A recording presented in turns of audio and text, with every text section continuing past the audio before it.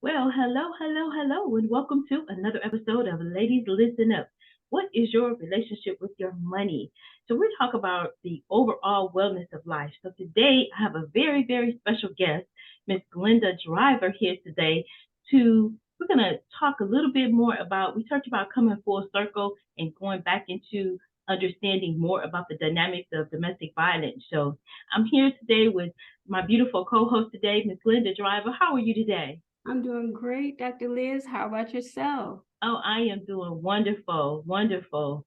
I am going to kick us off as we normally do by getting into Grandma's cookie jar. And since you're our special guest, I know you can't fit in a jar. So, y'all, she has a lot of wisdom that she is going to bring to us today. And just, with a cause that is so dear to my heart, because as everybody knows, I am a survivor of domestic violence. And I want to make sure that any woman that is out there that is looking for resources or need assistance, that we are able to provide those, avenues or those options for her. But let's go to Grandma's cookie jar because y'all know our grandma's had the best secrets in her cookie jar, the best recipes. And if we just leaned in and listened, she had the best wisdom as well. So we're gonna pull one out today, the nugget for today.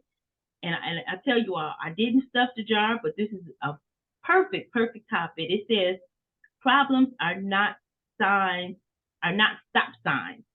They are guidelines. Ooh, wee, ooh, wee. What are your thoughts on that, Miss Driver? Oh, that was very, very, very powerful. I can honestly relate to that on a daily basis. I really enjoyed that treat that you pulled from Grandma's cookie jar. Um, that was very insightful. I don't think people take for granted um, the little tidbits that you bring to the table doing your videos, and Mm-hmm. that was very, very insightful. And Absolutely. if you really give it some thought, you can look in different areas of your life where you can see the things that you've gone through, and you're like, oh my gosh, you know, if you realize I made it, and it was like a lesson learned. It was more like, Absolutely. okay, now I can set the bar, or these are the guidelines going forward. Absolutely. Absolutely. I say lessons or blessings as we continue to go through life, and it's like, are we gathering those hurdles? Are we gathering them and using those as steps to come up out of situations, which leads us right back into, talking about one of the things that, I was asked was, why didn't I leave sooner? And Yes. so our topic today is why domestic violence victims don't leave sooner than later. And, for somebody that's looking on the outside looking in, you don't understand all the dynamics that go on when this is your home, your life that you've built, with somebody. And it's supposed to be your haven and it turns into hell. And Right. so now you've built your life, your family, and there's so many other dynamics to that, that it's like that question is, okay, I'm just going to say it, y'all, because y'all know I tell you the truth here. It's an insensitive question because you're not walking in their shoes. Right. And so, and that's something about, being sensitive about it. People say, well, you just have a choice. But really, really stop and think about this. One, finances. So we talk about asset diversification because oftentimes, like we go to grandma's cookie jar, but we haven't all been taught from young up how to navigate our money, how to start a emergency fund. Most of us don't have an emergency fund that's going to cover our expenses for 6 months. And then if you're in a domestic violence relationship, he may be controlling your income and your outgo. So we talk about other ways of creating systematic revenue or generating systematic revenue where you can just take it and sit it and let it grow. And as it's growing, now you have hope because that's a pot that nobody knows about that's growing for you. Right. That's why we talk about asset diversification. And that's one of the reasons a lot of women stay because of finances or because their finances are being controlled. What do you think about that? I do truly believe that, because money plays a huge factor in it, because I've noticed throughout some of my friends and families relationships that the man controls all the money, and the women lose themselves because they're so dependent on the man to take care of the house. So they're the breadwinners, and most of them, if they don't work part-time jobs, they don't work at all. They stay home and take care of the house, the kids, and the rest of the family. So if they're experiencing any domestic violence or any type of abuse at home, it's like, and they're really they're fed up with it, or they are trying to find a way out of it. It's hard, especially when you don't have money, because you don't have anywhere to go, and you really, sometimes you don't even want to turn to your family because you don't want them to know what's going on. And then you don't have, like you said, a stash put away to start all over again. So I know that for myself, being a survivor, I want to say survivor of domestic violence, you have different levels of domestic violence, I would say, because some people, they have to go to war every day. They're having a physical fight with their spouse or their partner every day. And I want to say that's not the case with me. It wasn't a fight every day, but it was more mentally and emotionally. Mm-hmm. So I never really lost myself in the relationship to where I couldn't make my own money. And I'm proud of that. And I'm very happy that I did that, because I don't think I would have been able to rebound after the separation and the divorce from my husband at the time. Mm-hmm. So you're absolutely right. I mean, money plays a huge part, and women fail to realize you can't lose yourself in the man that you're with, because you still have to have some type of control. You need to have access to your own finances, because you don't want to have to always ask another adult, like your parents, like when you were younger, can I have $20 to go get a blouse? Can I have $50 to go get a new pair of shoes? I mean, you should be beyond that point. But absolutely, money can be very controlling in the situation. Absolutely. And I like what you just said about levels of domestic violence, because we don't always think that we're in domestic violence if it's not physical. Correct. For me, it was physical. It was a physical fight, and so I'm not going to say it was every day, but it was enough. One time was enough. Right. And, it escalated and got worse and worse. But finances do play a heavy role in it, because, well, one, if your finances are combined, how do you start separating or pooling the money? But this is one thing that I learned from one of my coaches. He said, take $5 and put it away. And this is one of the tips that I want to just give to our women. You can go and get a storage box for $25 or $20 or what have you, and start putting $5 away. You don't have to keep the key in the house. Take $5, because it's all about constructing a plan for you to be able to execute or extract yourself safely. So if you get a checklist and have your storage bin or your storage box, and you can put $5 in there every time you break a 20 or something. Put $5 away, $5 away, $5 away. Before you know it, that $5 have grown. And one of the systems or resources that we teach our women is that, you can put the $5 away. When you get to about $250, we can help you start it's called a PAM account. It's a percentage allocation management module account. And we help you start that account. And now you're starting to get into the investment world. So that $250 starts to grow, right. And we've been averaging about 3%, so 2 to 4% a week. So now we're teaching you about your finances. That's empowering. That helps you to stand up and grow stronger, right? And it just helps you to now say, okay, now I got hope over here.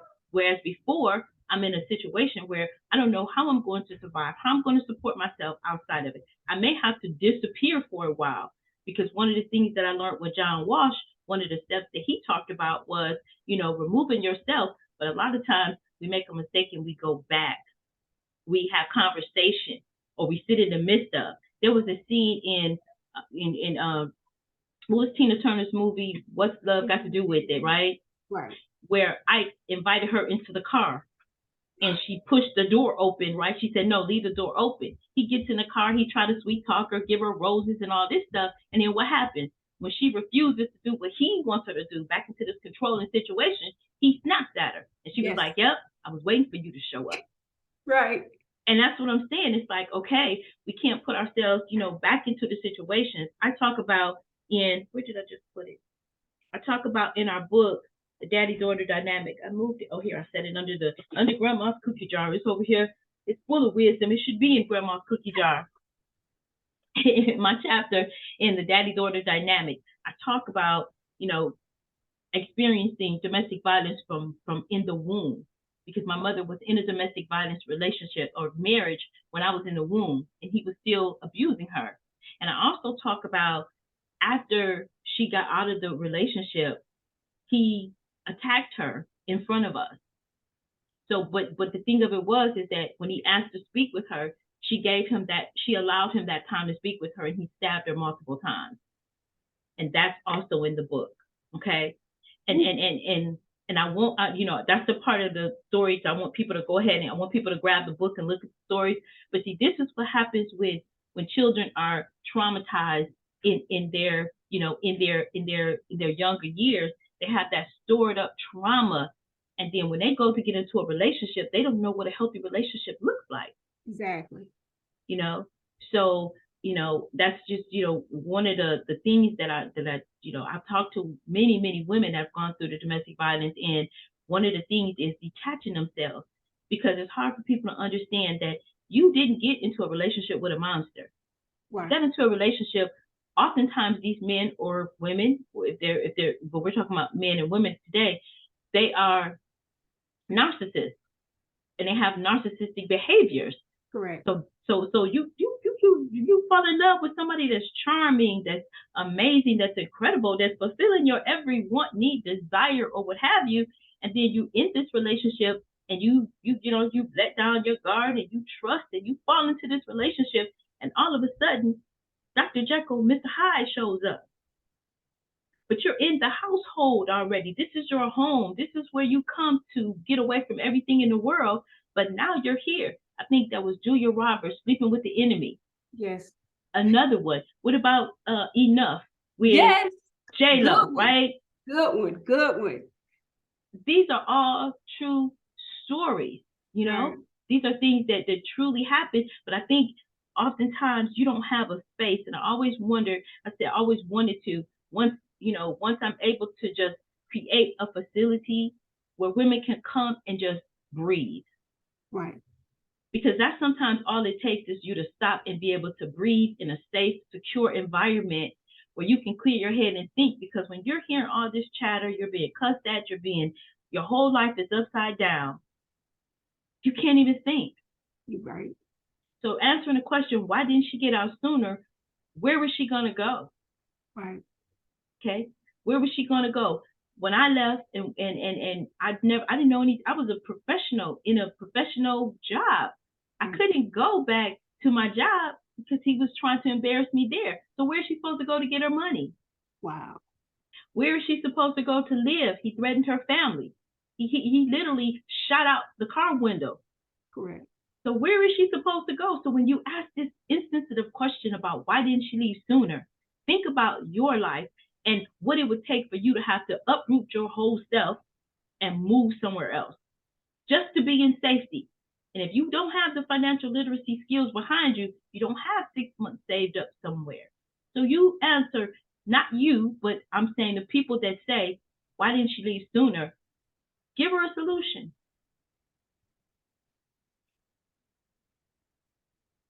The only solution that I could actually think of based off of everything you said was, wow, that's deep, because she doesn't have the financial mindset she didn't have the financial mindset to save during the process. And she's pretty much, she doesn't have any financial resources, and she's probably not talking to her family, explaining to them what's going on because she's embarrassed. So my only solution would be for her to, well, definitely not stay. It's easier said than done when you're in that situation. But I know that for some people, going to a shelter or a home or reaching out to agencies, it's like, I don't want to put my children through that type of stuff. I don't want to experience that because they look like they're needy, or they're helpless, or they don't want to be at the bottom of the totem pole. But I would still suggest to leave, because it's not going to get any better. and just suffer, just suffer through the process and go to those shelters and reach out to those hotlines for assistance and help. I love that. I love what you just said. That's a very, very pivotal moment you just said. Suffer through the process versus that suffering right every day. Right. Instead of just, so you got to really think about that and let that marinate, because again, we're the voice that helps some women say, wait a minute, that's true. Suffering, I'm going to suffer 6 on one hand, half a dozen on the other. I'm going to suffer. Right. So let me decide today that today is my day that I'm going to set my plan in action. I heard Oprah say that when it was a 2007 interview with a young lady that, it literally just crushed my heart that they had footage of him abusing her, and her 13-year-old son was videotaping. The father made the 13-year-old son videotape him abusing her. And she said it went on for 14 years, but for 2 of the years it turned physical. But for 14, it was he'd make the children slap her. He'd make the children talk up to her. He just, when I say he destroyed her, like he literally destroyed her. And I love that she was able to, like she said, suffer through the process and get back up. But they showed almost 50 minutes of footage where he was physically beating her, knocking her down, having her get back up. So we do have levels of domestic violence, but this is one thing that we know for sure, that when it starts to escalate, it can start off as an embarrassing, something or another, saying something embarrassing, and or extreme jealousy. And oftentimes when we are broken on the inside because we have some type of trauma or PTSD, multiple traumas, yes, or anxiety, or we have depression, or even if as a young girl we suffered low self-esteem because we were taught wrong tapes about ourselves. All of these things go into, now I'm in a relationship where I think it's loving, I think it's caring, I think we're giving, we're exchanging. Then all of a sudden Dr. Jekyll shows up. Right. But all along the way, he's been planting seeds. He's been trying to isolate you from your family, from your friends, maybe even trying to brainwash you to tell you that they don't really care about you, or, you get into an argument with your friends or family. He's going to escalate the situation to make it look worse than what it really is. Right. And so now you have this Prince Charming that all the little girls say, we're taught that Prince Charming is going to come and ride you off on a horse and it's going to be happily ever after. They didn't tell you that Dr. Jekyll was on that horse. They didn't tell you none of that, right? Right. You're right about that. So we got those tapes in our head. Think about all of this mental baggage that we have to work through the hard. But again, I love what you said about the suffering. Like, okay, if we just, who was it? It was Eric Thomas. I love Eric Thomas. He said, because he's grit, and he said that life is a dogfight. So if you already know that when you wake up and you put your feet on the ground that it's going to be a dogfight, Dr. Fraser says, choose your heart. Choose it. Which one road are you going to take? Right. So you choose which road. So I said, wow, if I'm going to suffer, and I know I'm going to suffer, then today is going to be my day to make my plan. And my plan is going to make sure that I'm okay on the other side. So yes, I won't listen to coming back. I won't listen to, wow, it is hard over here. I don't know how I'm going to feed my children. I don't know how I'm going to do this. Right. So, maybe it wasn't so bad. Right. Like one time is too many. And if that person is not willing to go through intense therapy, and most narcissists, everybody, when I did my research, most narcissists don't think anything is wrong with them. So they're not going to go get therapy. Right. They don't see anything wrong with them. They don't see anything wrong with them. So give us some of your, not don't have to be personal experience, but just something that you can give for the ladies to say, wow, because it might not be my voice they hear. They may hear your voice to say something and say, you know what, wow.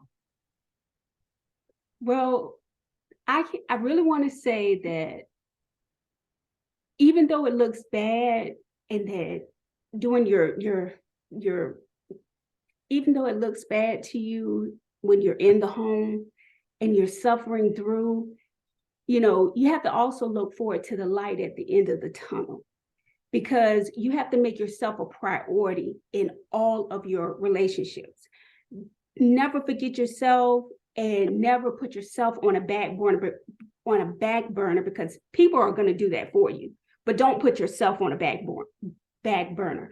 I always felt like in my marriage that I always use the little phrase that I felt like the oatmeal on the back of the stove that grows that film, waiting for somebody to eat. That's how I felt like my husband used to treat me, because it was like he only wanted to spend time with me when it was time to eat a meal or to have sex. So I felt like, oh, I'm just here for his, personal pleasure. So I didn't feel valued. It did start out that way, but over a period of time, it got to that point. I just started feeling like the pot of oatmeal sitting on the back of the stove, just, creating that film over top of just waiting for somebody to stick a spoon in it. And I just really felt like I'm not appreciated. I'm not worthy of anything. It really tore me down within it messed with my self-esteem. It really did. But I thank God that I had enough courage and enough sense, and I had enough people praying for me to know that there is light at the end of the tunnel. And I didn't have to tolerate this any longer. I didn't have to tolerate the mental and the physical abuse. He didn't beat me, but he used his weight to restrain me. And that was just as bad, because when you have someone put you in a bear hug just to get you to stand still and endure a conversation with you, because I got to the point where I just walked away. So he would just constantly use his weight to restrain me. And he caused some physical damage even to this day that I'm dealing with. But when I think about it, if I would have left sooner, instead of continuing to deal with the heartache and the mental anguish and the emotional stress of the relationship, if I would have left a little bit sooner, maybe I wouldn't have the back issues and the spine issues that I have today. That's a part of my quality of life. Absolutely. And I really encourage women that if you are in a very bad relationship, don't ignore the red flags, because they're there for a reason.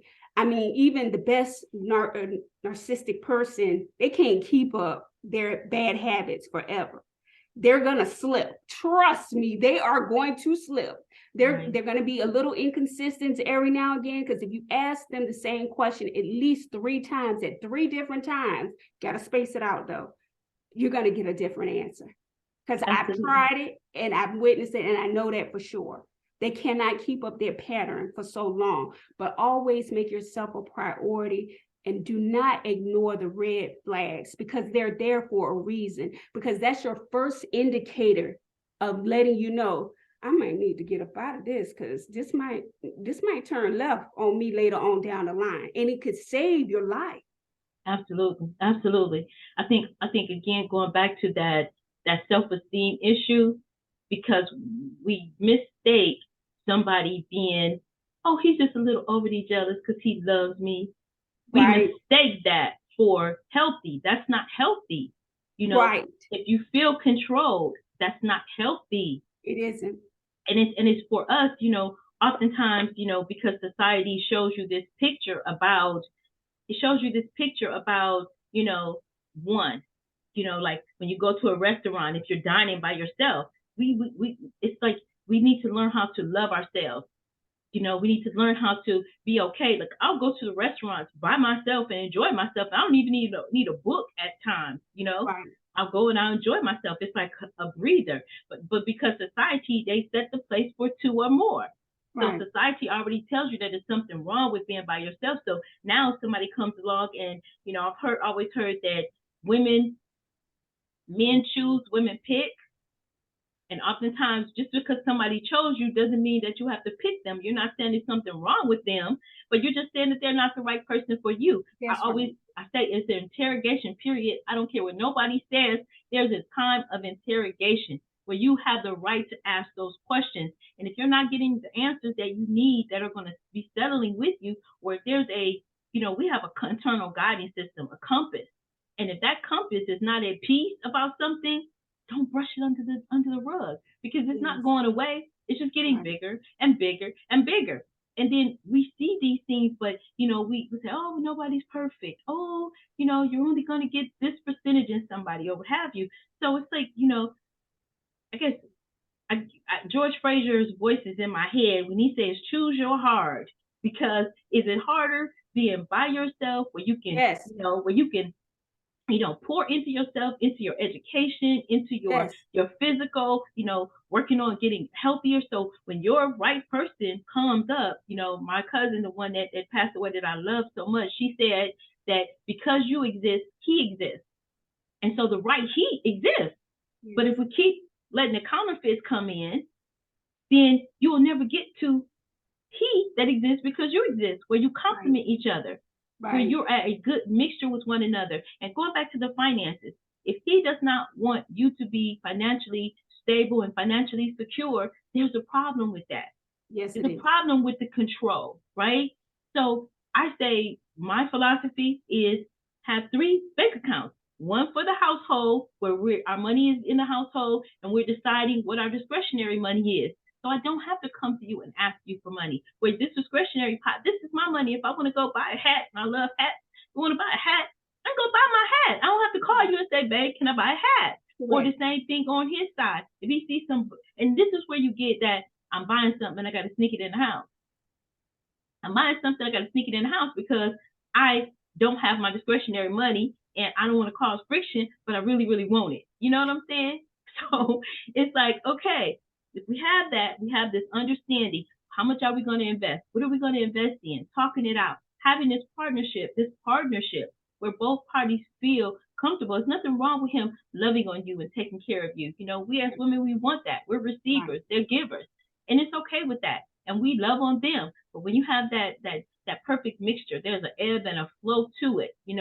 I witnessed my mother and father, over there, 40 some odd years of being married. I witnessed their ebb and flow together. And I think it was like 3 disagreements in the whole time, but they were committed. There was no, prenup because I'm going to get out of this. There was, okay, we interrogate each other. We know that we have our characters are alike, our integrity is alike, what we see in the future is alike. We don't have these conversations. And I say we should have these conversations up front. Because again, choose your heart. Is it harder to say, what's your 5-year plan? And hear him say, what you talking about, girl, da-da-da-da-da. Okay, finish your salad and exit stage right. Or stage left. You hear me? Right. Or if he say, yeah, girl, I'm into this and I want to do this, and he don't mind sharing it and talking with you. Hey, ding, ding, ding, 1 check mark. You know what I'm saying? Right. One check mark. 1 check mark. What about your finances? That's right. What do you think about money? Right. Just all of these questions. We don't talk. Sometimes people get married and they get into the marriage and find out one wants to have children and the other one don't. Well, whoops, that's the wrong time to find that out. Yes, it was. So it's just so many things that I think we miss up front. If we did that hard work up front, then, it can help us to avoid some of the challenges. Because like you said too, a narcissistic person, can only hold it and hide it for so long, because in their mind, you're only there to serve them. You're an object. You are not even a person with feelings. You're not supposed to have opinions. You're not supposed to have nothing. Right. You're supposed to be the object to serve them. Right. And I wanted to piggyback on something that you said. When you said that the interrogation, I heard you say it before on another podcast, but I wanted to, when I heard it the first time, I thought to myself, oh, I know exactly what she's talking about, because I have my negotiables and my non-negotiables. I said, when I talk to somebody, I'm like, okay, I'm not going to break on this. Okay, I can negotiate on this, but I'm not breaking on this. I'm not cutting no corners. This is firm. My decision is firm. I'm not going to tolerate A, B, or C. And that's it. And that's another thing for women to know going forward when they're dating. They need to recognize, what are you willing to negotiate on and what are you not willing to negotiate on? That's just, and I look at that as your constant interrogation process that you have. Because I'm like, it's unbelievable because we don't communicate enough in the beginning of our relationships before we hit the sack. And then after that, I mean, it's pretty much, oh, it's okay. It'll be all right. I can work through that. Oh, that's not a big deal. It's okay. We make all the excuses in the world. And in reality, that was your first red flag. Absolutely, absolutely. And I love that you hit on the part about sex, because that's the elixir to keep the relationship together, to get through the fight, to get through the let's come back together, right? That's the elixir. That shouldn't be the invitation into the door, right? And in this new generation, I'm like, okay, well, I guess I'll stay here and talk to you all on my podcast, because I'm not meeting you at the hotel over there, because I need to get to know you, but I need to get to know who you are, what you stand for. Hey, I might even ask you for your blood type. I don't know, but I want to know all of this, because I'm going to be an open book to you too. I'm going to let you know, because we might be two great people, but just not great together. But we don't know, because we're looking at the physical. He's tall, he's dark, he handsome, he got this, he got the whatever. But we're not thinking about the mental. Can he hold a conversation with you? Can you all go out and enjoy yourselves together? Is he looking, it's every time you walk past another woman, is he not, everybody looks, but is he gawking from up to down where the woman is looking at you? Right. Say, well, this is uncomfortable. You know what I'm saying? Right. What is his spirit like? Do he have any type of spiritual connection with whatever his higher power, his God, his Lord, whatever it is? Do he have some other higher entity that he is that he is connected with, other than his own frame of reference, where he is just a total king, the Lord, or whatever? If that's it, you ran into a narcissist, darling. And so it's so much that we can unpack about, why we talk about all these facets, but why doesn't somebody leave? Because she's gotten herself now into that situation where her whole life is now surrounded by this person. And before you know it, like you said before, you can really lose yourself, and you don't even, I became unrecognizable. I didn't know who I was anymore. Right. So it's the point of learning who you are, staying connected with your faith, praying over everything. And I used to, I love women with wisdom that says, pray over things, meditate, let, get the answers, and know if you feel settled, if you feel at peace, and if you feel at peace, if you don't, because you get that little nudge. And I'll say that too. I got that nudge prior to, but you ignore it. Right. This, if you like chocolate cake, the chocolate cake is standing right here. If you like whatever, peach cobbler is right here. So you like, the crust is a little burnt, but I'm okay with it. It's all right. Wait, this a little bit not sweet enough. Hold on, wait, this okay. It's that peach cobbler, Right. So it's the whole thing of one, really getting to know yourself, allowing yourself to get to know yourself, knowing, like you said, the check mark. What are your deal breakers? And really, what is it that you really want? Because oftentimes, if we're being chosen and we're not picking, we don't even know what it is that we really want. We haven't taken the time out to do that, because we're in a rush to get into that relationship. Exactly. Take that time, pump the brakes, breathe. Have a sip of your tea. Right. Right. Wet your whistle. Do something, but learn how to love on yourself is what we're saying, yes. So that we can, mitigate some of that risk of getting into that domestic violence situation. And then it becomes, women after women after women, they're losing their lives to domestic violence. And so it's really, really a, especially like during the pandemic, where the women couldn't get out to go to work. So you're just in that situation. And so all day long, this is what's happened. They said it escalated during the pandemic and when everybody was shut in. And there was a lot of the divorce rate, it elevated, because, oftentimes people are at work 8 or 9, 10 hours. They know their work wives or husbands more than they know their in-home or spouse, that's in the home with them. So I think it just really boils down to communication, understanding who you are, staying firm on your non-negotiables and your deal breakers.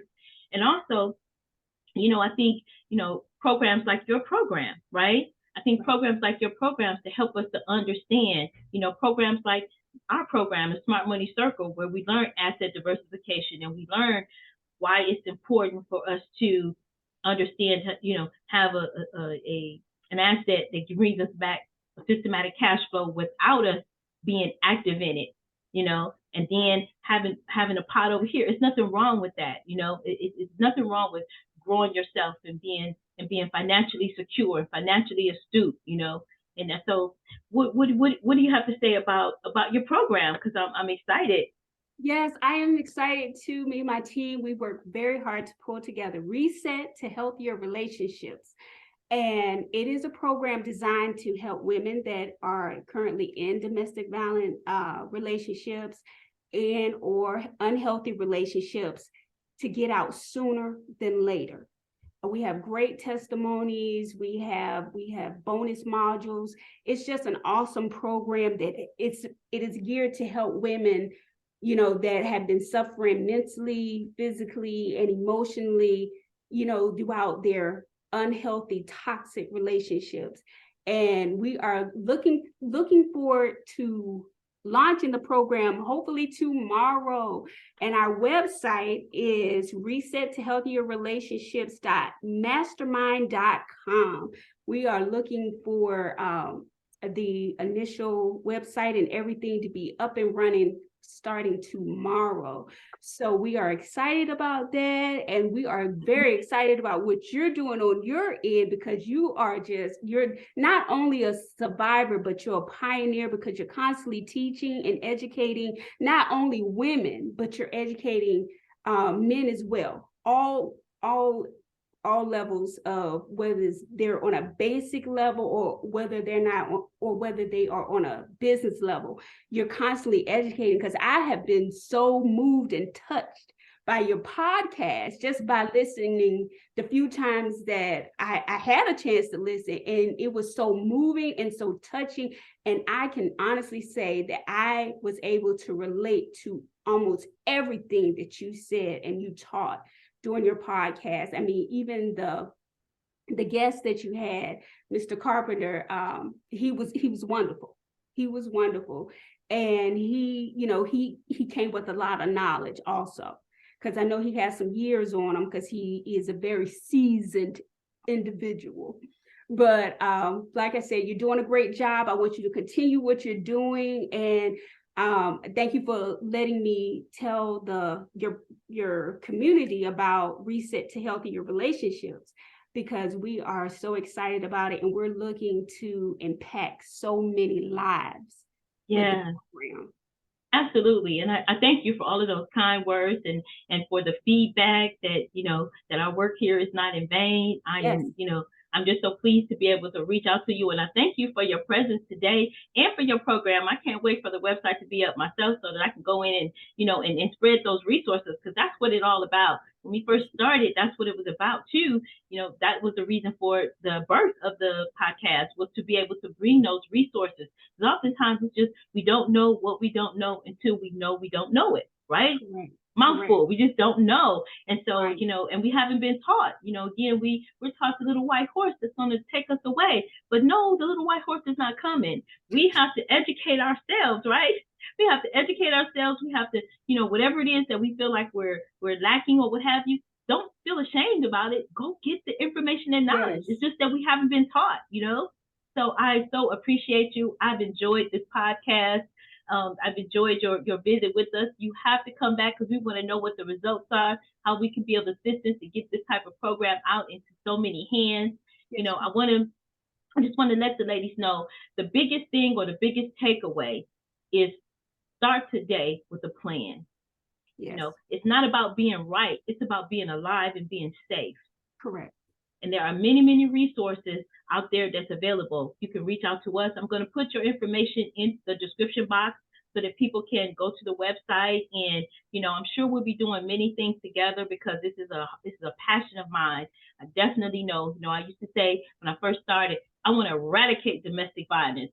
But I know that's a huge, huge charge, but I can't do it by myself. I need partners or collaborative partners, and we collaborate together. So, very, very thankful for Mr. Carpenter for introducing us, and for also being one of our fan favorites on our podcast. and bringing all his wisdom and everything to the table. So until next time, everybody, don't forget to like, share, and subscribe. Share this information with somebody else. Listen, learn, and leverage this information, and we'll be back next time. Bye for now and stay fearless.